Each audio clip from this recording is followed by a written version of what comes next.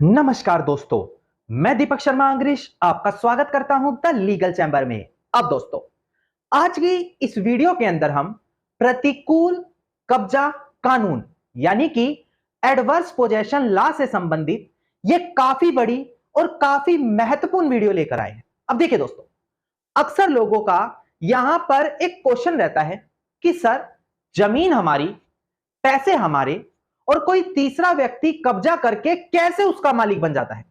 और ऐसी स्थिति में वो इस कानून की बड़ी ज्यादा यहां पर अवहेलना करते हैं। उन लोगों को इस कानून के प्रति काफी ज्यादा गुस्सा रहता है कि ये तो यहां पर खुले तौर पर, आम तौर पर गुंडागर्दी करने के लिए कानून बनाया है कि संपत्ति पर कब्जा करो और मालिकाना हक पाओ। अब दोस्तों, मैं आज की वीडियो में ऑनरेबल सुप्रीम कोर्ट की एक नहीं बल्कि बहुत सारी काफी महत्वपूर्ण जजमेंट लेकर आया हूं। इसके अलावा हम आपको कानूनी प्रावधान यानी कि प्रोविजन भी क्लियर करेंगे, ताकि अगर आपकी संपत्ति पर किसी ने कब्जा जमा रखा है तो जितनी भी जजमेंट्स या जितने भी पॉइंट्स हम आपके साथ आज डिस्कस करने वाले हैं, उनमें से किसी एक भी पॉइंट को अगर आप अपने फेवर में करा लेते हैं तो वो कब्जा करने वाला कभी भी संपत्ति का मालिक नहीं बन पाएगा। अब दोस्तों, अगर आप लोगों को हमारी ये वीडियोस अच्छी लगती हैं, अगर आप लोगों को हमारी तरफ से किए गए एफर्ट्स अच्छे लगते हैं, तो मेरा आप लोगों से अनुरोध है, इस वीडियो को आप लाइक जरूर करें, ज्यादा से ज्यादा शेयर जरूर करें और अपना वैल्यूएबल कमेंट सेक्शन में जरूर लिखें। तो चलिए दोस्तों, अब आज की इस वीडियो को हम ज्यादा लंबा ना करते हुए आज की इस वीडियो को स्टार्ट करते हैं।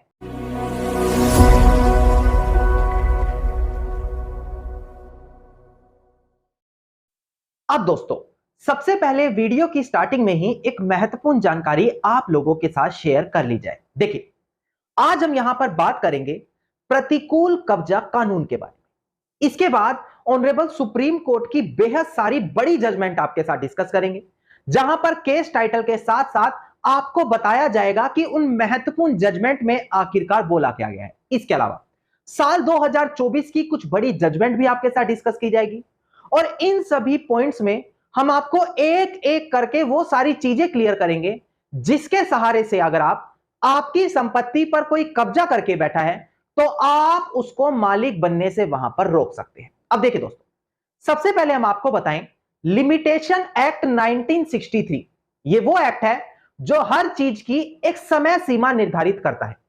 अगर आप इसके अंदर सेक्शन 27 देखें तो वो बताता है कि जो प्रॉपर्टी का रियल ओनर है, अगर उसको अपनी प्रॉपर्टी को कब्जा वापस पाने के लिए सूट फॉर पोजेशन वहां पर फाइल करना है तो उसके लिए एक समय सीमा निर्धारित की गई है। वो उस समय सीमा के भीतर ही प्रॉपर्टी को वापस पाने के लिए कोर्ट में केस फाइल कर सकता है। अब वो समय सीमा कितनी होती है, उसके लिए आपको article 65 schedule 1 of limitation act देखना पड़ता है, जो बोलता है कि 12 सालों की समय सीमा है अगर एक व्यक्ति अपनी संपत्ति से कब्जा वापस पाना चाहता है। और वहीं अगर किसी की गवर्नमेंट लैंड है, यानी कि सरकार की लैंड पर किसी ने कब्जा करके रखा है, तो गवर्नमेंट को भी आर्टिकल 112 ऑफ लिमिटेशन एक्ट के अंदर 30 सालों की समय सीमा दी है कि आप उस कब्जा करने वाले व्यक्ति से 30 सालों के भीतर कोर्ट में दावा डालते हुए अपनी संपत्ति खाली करा सकते हैं। नौ, जो ये मैंने समय सीमा बताई, चाहे 12 साल की है या 30 साल की है, इन दोनों समय सीमा के भीतर ही आपको कोर्ट के अंदर जाकर सूट फॉर पोजेशन डालना पड़ता है। वहां पर यह माना जाएगा कि अगर आपने समय सीमा के भीतर कोर्ट में आवेदन डाल दिया तो सामने वाली पार्टी जिसने कब्जा करके रखा है उसका जो लिमिटेशन टाइम था, चाहे 12 साल हो या 30 साल हो, वो अभी पूरा नहीं हुआ और अब उसका संपत्ति पर प्रतिकूल कब्जे के आधार पर कोई अधिकार नहीं बनता और अब उसको वो संपत्ति खाली करनी पड़ती है। यह है हमारे कानूनी प्रावधान यानी कि प्रोविजन जो मैं आपको क्लियर करने वाला था। अब बहुत लोग कहते हैं कि गवर्नमेंट ने या कोर्ट ने ये तो कब्जा करने वालों को छूट दे रखी है कि तुम संपत्ति पर कब्जा करो और मालिक बन जाओ। जी नहीं दोस्तों, यहां पर अगर आप एडवर्स पोजेशन लॉ को डीपली समझते हैं तो आप जानते होंगे कि कभी भी जबरदस्ती कब्जा करने वाला उसका मालिक नहीं बनता। हां, अगर आपकी संपत्ति पर किसी ने कब्जा जमा रखा है और आप लापरवाही बरत रहे हैं कि मेरे पास टाइम नहीं है, मैं आगे देख लूंगा, तो उस लापरवाही के चलते आपका अधिकार खत्म होता है, ना कि आपके ऊपर किसी ने जबरदस्ती कब्जा करके आपसे अधिकार छीन लिया। अब कई बार देखा जाता है कुछ जमीनें अबंडेंट होती है, मतलब जिसका पता ही नहीं कौन मालिक है। अब वहां पर गवर्नमेंट को टैक्स रिसीव करने में दिक्कतें आती हैं, ओनरशिप डिक्लेयर करने में दिक्कतें आती हैं, वहां पर यह कानून काफी मुख्य भूमिका निभाता है कि कोई इंसान पोजेशन एस्टेब्लिश करके वहां पर अपना राइट पा सकता है। पर अगर आप सोच रहे हैं कि कोई जबरदस्ती कब्जा कर लेगा और हमसे मालिकाना हक छीन लेगा, तो वो पूरे रूप से यहां पर संभव हो ही नहीं सकती। अब हमने बात करी सबसे पहले कुछ कानूनी प्रावधानों की। अब ध्यान दीजिएगा, मैं कुछ बड़ी जजमेंट आपके साथ डिस्कस करूंगा। ये सभी जजमेंट आप नोट डाउन कर सकते हैं या फिर आप हमारी ये वीडियो सेव कर सकते हैं, क्योंकि इनमें से मात्र एक पॉइंट आपके पक्ष में आया, आप उस जजमेंट का रेफरेंस दो और कब्जाधारी चाहे 12 सालों से ज्यादा ही रह रहा हो, 20 साल, 25 साल, 30 साल, आप उससे अपनी संपत्ति वापस पा सकेंगे। एक बार डिस्प्ले पर ध्यान दें। अब मैं एक एक करके सभी जजमेंट आपके साथ डिस्प्ले पर दिखाकर क्लियर करने वाला हूं। ध्यान दीजिएगा दोस्तों, डिस्प्ले पर केस टाइटल है हमारा Karnataka board of Waqf versus government of India, साल 2004 की हमारी जजमेंट है।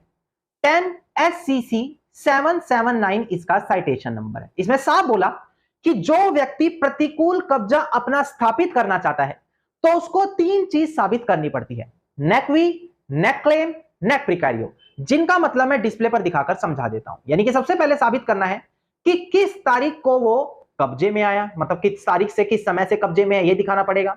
उसका नेचर ऑफ पोजेशन क्या है, मतलब कि उसका क्या एडवर्स पोजेशन है या परमिशन से वो वहां पर बैठा है या फिर फोर्सफुली तो नहीं कर रखा, ये नेचर ऑफ पोजेशन दिखाना अनिवार्य है। तीसरा है, क्या जो वो कब्जे में बैठा है इस चीज की जानकारी किसी दूसरी पार्टी को भी है। चौथा लो कि कितने समय से उसका कब्जा बरकरार है, क्या लंबे समय से कंटिन्यू वहां पर है। और सबसे लास्ट पॉइंट आता है, क्या उसका कब्जा ओपनली है, छिप छिपाकर तो नहीं किया, और अनडिस्टर्ब यानी कि बीच में आकर उसको किसी ने बाहर तो नहीं कर दिया। अब ये 5 पॉइंट मैंने आपको जजमेंट के साथ क्लियर करे। अब ध्यान दें, इन पांचों में से कोई भी एक पॉइंट आप अपने पक्ष में ले लें। आप सामने वाले कंडीशन देखें और उसके बाद ये देखें कि इन पांचों में से कौन सा पॉइंट मैं बड़ी इजीली अपने पक्ष में साबित कर सकता हूं। और अगर आपने मात्र एक भी पॉइंट अपने पक्ष में साबित कर दिया तो सामने वाला व्यक्ति जिसका लंबे समय से कब्जा है उसके बावजूद भी वो एडवर्स पोजेशन लॉ का फायदा नहीं ले पाएगा और आपसे संपत्ति का मालिकाना हक नहीं छीन पाएगा।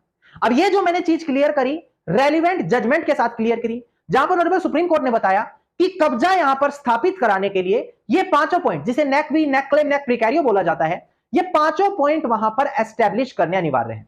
तो मैं तो लोगों को बोलता हूं सभी चीजों के लिए मत भागो, एक पॉइंट अपना स्ट्रॉन्ग बना लो, उससे जरूरी संबंधी एविडेंस इकट्ठा कर लो और आप अपनी संपत्ति से कब्जा खाली करा लो। अब हम बढ़ते हैं अपनी दूसरी जजमेंट की ओर।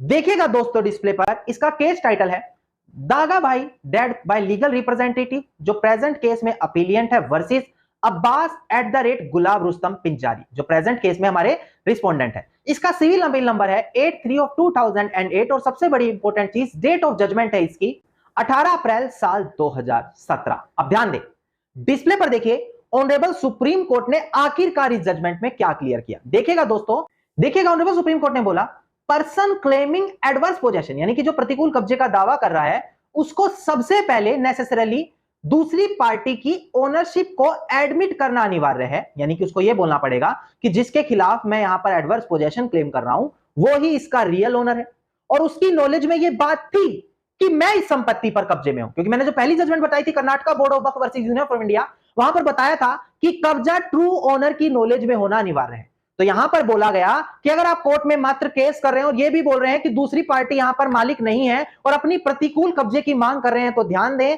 आपको दूसरी पार्टी को मालिक मानना पड़ेगा। अगर आपके केस में कब्जाधारी आपको मालिक नहीं मान रहा तो मुबारक हो, जब तक उसने आपको मालिक ही नहीं माना तो वो कैसे आपके प्रतिकूल एडवर्स चला गया और इस आधार पर आप आज भी अपनी संपत्ति वापस पा सकेंगे। अब हम बढ़ते हैं अपनी अगली जजमेंट की ओर।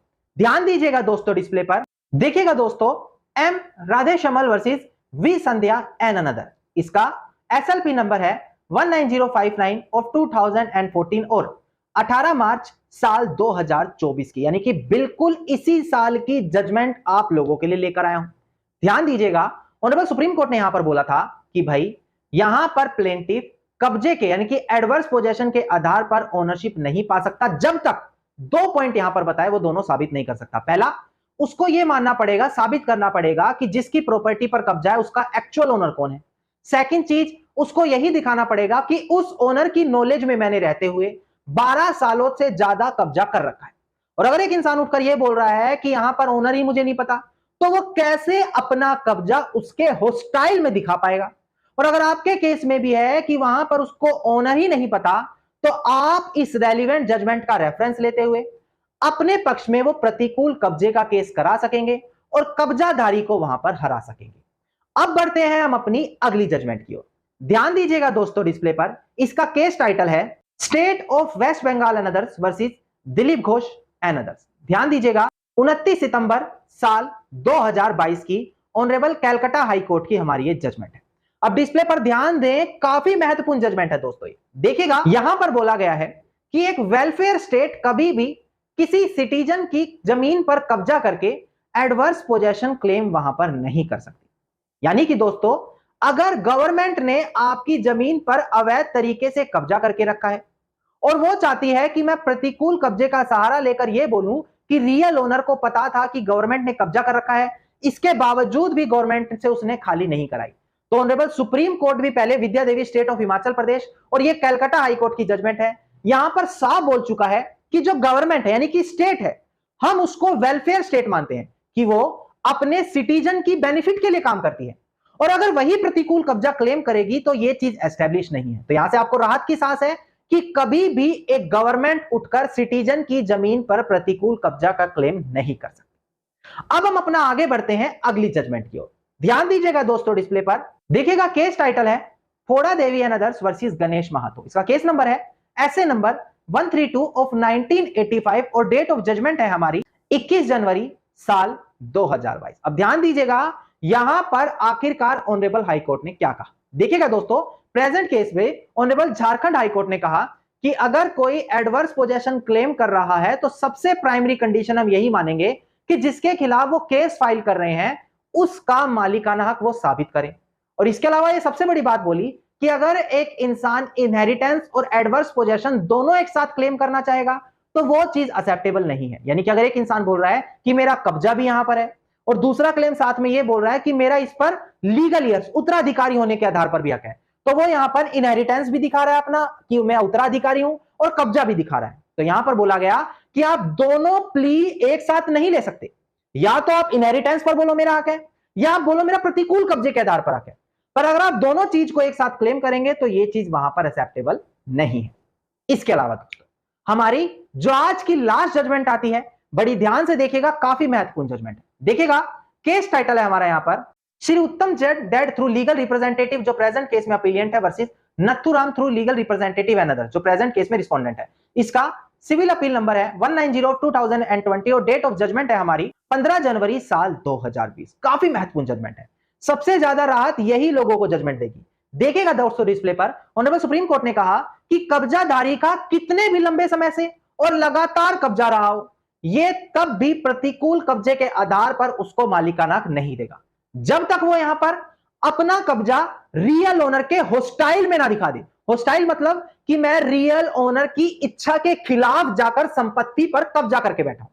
अगर रियल ओनर ने दिखा दिया कि मेरी परमिशन से यहां बैठा है, ये कभी ना कभी या इसके पूर्वज कभी ना कभी हमारे किराएदार थे, ये हमारी जमीन पर केयर टेकर थे, मैंने इस पर दया दिखाते हुए इसको रहना अलाउड कर दिया, तो ये नहीं माना जाएगा कि उसका कब्जा होस्टाइल है। और अगर उसका कब्जा होस्टाइल वो नहीं दिखा पाया तो जो इंपॉर्टेंट इंग्रेडिएंट्स होते हैं प्रतिकूल कब्जे के लिए वो कभी भी वहां पर साबित नहीं कर पाएगा। और प्रेजेंट केस में बोला गया, फिर वो कितने भी लंबे समय से कब्जे में ही क्यों ना हो, उसको प्रतिकूल कब्जा के आधार पर कभी भी मालिक नहीं घोषित किया जाएगा। धन्यवाद दोस्तों, उम्मीद करता हूं वीडियो में मिली जानकारी आप लोगों के लिए काफी ज्यादा मददगार साबित होगी।